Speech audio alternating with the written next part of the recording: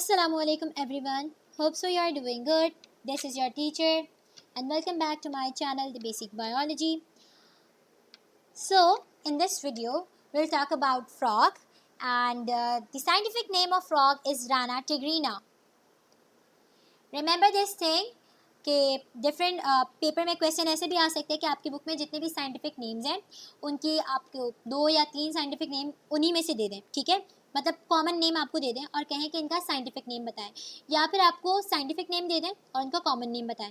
तो बुक में जितने भी साइंटिफिक नेम्स हैं प्लीज़ डोंट इग्नोर देम और सबको याद कर लें। और मेरी तरफ से तो एक टिप ये है कि एक पेपर लेकर उसमें जितने भी बुक में आपके साइंटिफिक नेम्स हैं, मतलब उस पेपर को आप स्पेसिफाई कर लें कि हाँ इसके ऊपर मैंने साइंटिफिक नेम्स लिखने हैं। तो जो जो आप पढ़ते जाएं उसका साइंटिफिक नेम आप नोट डाउन करते जाएं, so that would be very good. At the end of the day आपके पास अच्छी खासी लिस्ट होगी साइंटिफिक नेम्स की।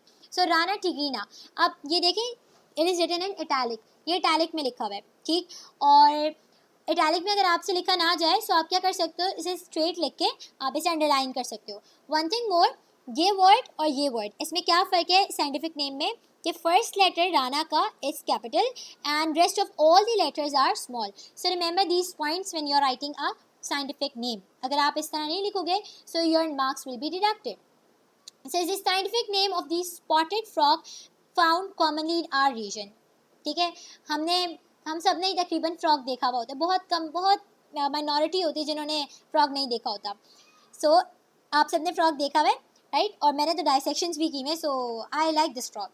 It is a multi cellular animal. Multi cellular again, अगर यूनिसेलुलर होता तो हमें हमारी आई से नज़र ही नहीं आता, बिकॉज सेल तो आपको पता है इट्स माइक्रोस्कोपिक, बहुत छोटा होता है। It lives in both water as well as on land. हम सब ने बचपन से हम ये पढ़ते आ रहे हैं फ्रॉग क्या है, एक एम्फीबियन है। Let me right, amphibian.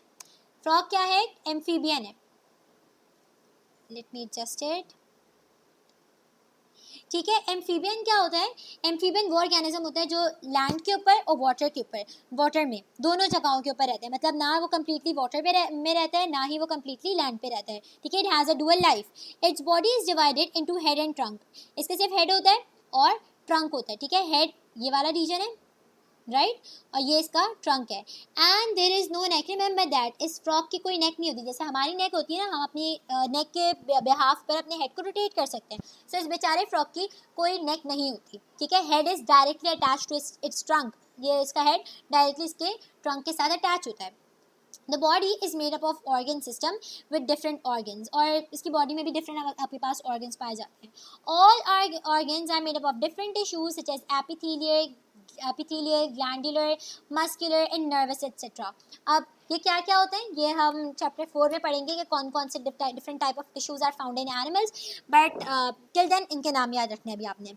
और फ्रॉग्स कहाँ रहते हैं, frog lives near ditches, pools, ponds, stagnant stream and low slow moving reverse.